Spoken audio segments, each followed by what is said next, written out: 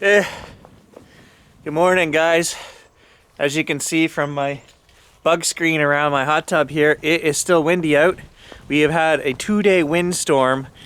I've been at work, the office, so I have not been out in the bush, and I've got to go check on the hunting blind, which we could not stake down because it's on bedrock, and it was so windy. I swear my house was shaking last night.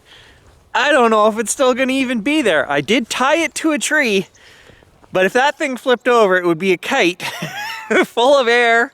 And I'm sure that little tiny nylon rope, I mean, it's not even 1/4 inch, has snapped. And my hunting blind is probably 4 counties over by now.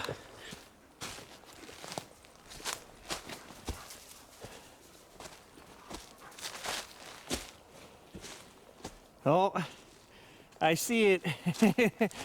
It's blown over.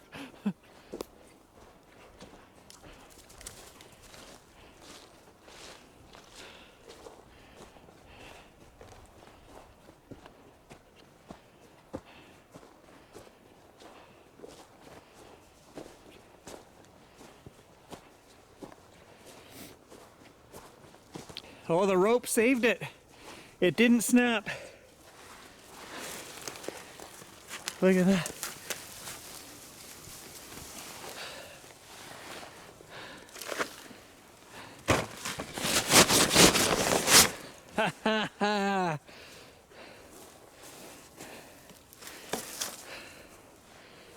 Perfect. No damage.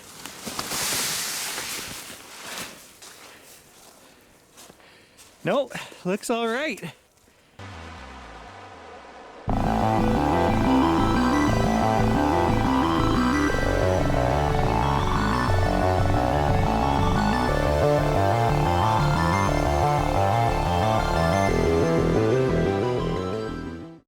Hey guys, just out working in the garage, and I took this lantern that we had issues with out in the field before, and I fixed it. So the contacts on the bottom where the batteries go in were loose.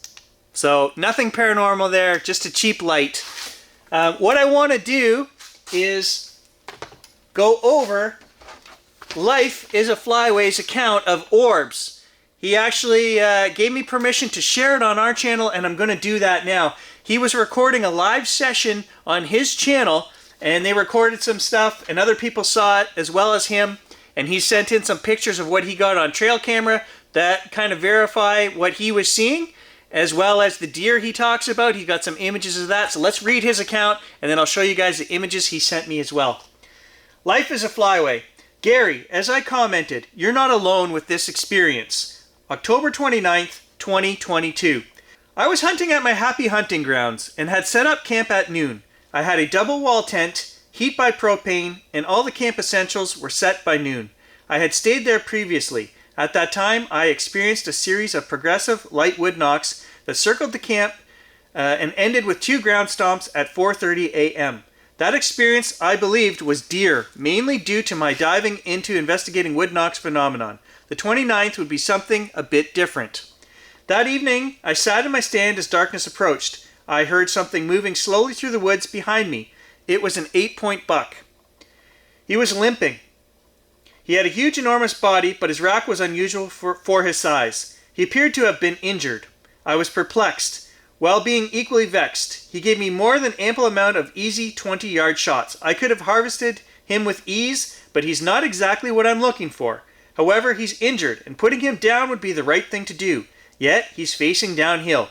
From experience, I know if I shoot that deer, he's going to run downhill onto another's property and into some serious wicked bush. I'm alone. I'm without backup. I would have to recover him in the dark. That didn't used to be such a big deal, but I'm older now. I decided to let the buck go. It's now past shooting hour and the buck is still below me. I start making sounds like an alpha buck in hopes of getting the animal to leave without him snorting. It works. I get down and check the area where the buck had stood. Though I could see no signs of him being shot on his right side, I wondered if he had been shot on his left. I looked for blood using my green light, but green light's not good for seeing blood. I did have a trail cam that captured his left side, but I would not see those pictures until 5 a.m. when the cellular transmitter is set to send them. For the moment, I had no idea what injured him. I leave for camp. I call home to tell my wife of the night's events and to let her know that I'm safely at camp. I explain to her how terrible I felt at letting the buck go. She listens and supports my decision not to harvest the animal. Then the conversation is over and I'm alone again at camp. I listen to a screech owl trilling in the woods nearby. Some time had passed and I decided to go live on my YouTube channel, just to chat with friends until I got tired and went to bed. There are 2 cell towers nearby, and in fact I'm camping right next to one. My channel is small, but that's how I want it to be. Close friends with like minds looking at the oddities of the woods, trying to find answers. We are chatting, and per my thoughts of showing viewers what I see, I have the rear-facing camera on with a red game light. I realize how boring the image has to be, so to keep their interest I start walking around. I show the damage the tornadoes did this past summer on the property. Then I decide to walk past camp, out to a point overlooking the northern part of the property. I get out to the point, we're just chatting. A viewer is saying he sees this or that. I dismiss his observations as trolling. Then I start seeing lights. At first I see these small white green zipping about the ground and trees. Then I start noticing red and white lights, and I watch them. They appear to be moving across the woods of the ridge headed towards my stand. I turn off my red game light to see if the camera and viewers can see them. I wonder aloud if it's hunters following the deer I saw earlier. By law here, you are required to ask for permission to recover a harvest that goes onto someone else's property. I turn the game lights back on. That's when the real oddities begin. To my front now, about 30 to 40 yards away, is a ball, reflecting the red light of my game light. It resembles a soap bubble with various shades within it. It's about the size of a baseball. I remember the owl from earlier. I dismissed the ball as being the owl's eye shine. The possibility of there being trespassers in the woods was a more concerning threat. If there's people moving through the woods, I could easily catch up and get in front of them by taking the main trail across the ridge. I make a large U, backtracking towards camp, accessing the ridge trail. I hit the trail. I slow down. Not knowing who was out there, I believed caution was important. I had big iron on my hip for defense, but I knew full well those people could have superior firepower. I wanted no accidents. I get halfway through the woods before there's an opening from a power line cut. Crack. There's a wood knock, sounding just like the one you captured on your video immediately to my left. I'm stunned. It had that same hitting a home run against a tree with a Louisville slugger bat quality to it. I ask my viewers if they heard it. One replies with, "Now that was a knock." I am uncertain now and admittedly a bit in shock. I've done videos on what I believe some wood knocks could be. I can't deny the power, the timing, or the location of this one. Years ago, something whistled at me from this exact area. I stood there sometime perplexed by the experience. Then I remembered I was there looking for trespassers. Nobody showed up. Now people talk about how the woods emit a feeling at times. Some have said fear. Some have said a feeling that you need to leave. This feeling I was having was that I was interrupting something. It seems odd, doesn't it? So I get back to where I started. I had lost a viewer or two for technical reasons. One whom I know in person is with us. I'm close to the turn back to camp, but before I head that way, I have another visual oddity. I clearly see a soft, white, baseball-sized light 40 yards away. Then it gets really strange. It's like looking at a radar screen. The white light develops a halo that begins in that windshield wiper radar screen style. The ball of white goes from being 3 inches across to now being 9 inches in diameter. If you took a flashlight and hung a piece of cloth or paper in front of it, you get this ring of concentrated light with a ring of diffused light. That's what it looked like. It's just floating there in front of a stump. There's nobody there. The light fades away. Now I'm truly in that WTF mode of thinking. I walk past camp questioning all the way. Are my glasses playing tricks on me? What is going on? I get somewhere close to that point where I saw the lights to begin with. Is the wind messing with me? With lights that are actually far off? Then I see the final light of the night. My phone is about out of battery. We question the final light in chat. Then I have to give an abrupt goodbye. I'm at 8% battery. I fire up the truck and plug my fast charger in. Then I realized I could have stayed live and charged while chatting to figure this all out. I also had to do something with the live session before anyone and everyone could see my license plate. I would make a SteamYard connection, but then my phone stopped working correctly. Then it lost total connection. What the? I reboot my phone thinking my buffer or temporary files must be full. Rebooting will clear them. Phones come back. I try making a connection after, waiting for the phone to fully boot up. Nothing. I'm standing next to a cell tower. There's another tower less than a quarter mile away, and I have nothing. I reboot the phone again. I have the same results. I can't spend the night without working communications. I reboot a third time and I start packing camp at midnight. This time I wait till I finish packing camp to try my phone. That's a healthy bit of time. My phone still doesn't work. One last time I reboot the phone and I move the truck about 5 feet. I wait and wait, all the while questioning everything, and I mean everything. I try my phone, and this time I have connection. My phone starts with my StreamYard screen. Without clearly thinking, I delete the live to protect my personal information. I now highly regret that. It's now 1 a.m. I'm sitting there thinking, I could just sleep in the driver's seat for the night. I realize, however, that I need a second set of eyes now to help me debunk these experiences. At 1:30 in the morning, I start the hour-and-a-half drive back home.